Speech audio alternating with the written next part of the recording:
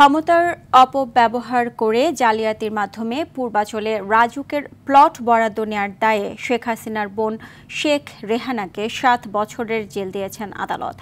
একই মামলায় তার মেয়ে ব্রিটিশ এমপি টিউলিপ সিদ্দিককে ২ বছরের কারাদণ্ড দেওয়া হয়েছে। এছাড়া সাবেক প্রধানমন্ত্রী শেখ হাসিনা সহ বাকি আসামিদের ৫ বছরের কারাদণ্ড দেওয়া হয়েছে।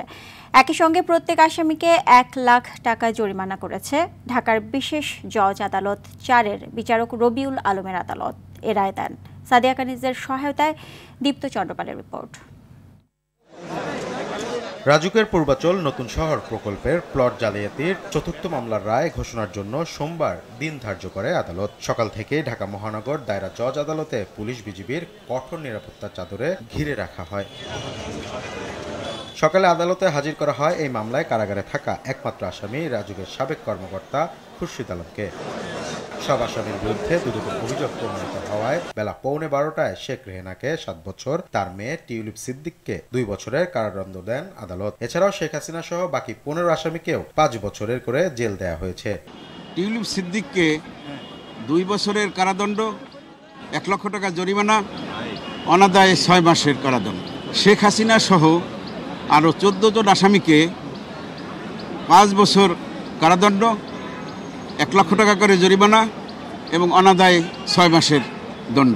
টিউলিপ সিদ্দিকী তার খালা সাবেক প্রধানমন্ত্রী শেখ হাসিনাকে প্রভাবিত করে মা ও বোনের নামে প্লট বরাদ্দ নেন বলে অভিযোগ প্রমাণিত হয়েছে। এই বিষয়ে সাবেক প্রধানমন্ত্রীর একান্ত সচিব সালাউদ্দিন সহ ২ জন আদালতে সাক্ষী দিয়েছেন।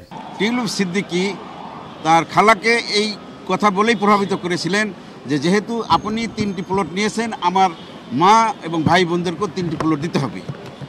এই বিষয়গুলা আমরা গণভবনের কর্মকর্তা-কর্মচারী ২ জন সাক্ষী দিয়েছে।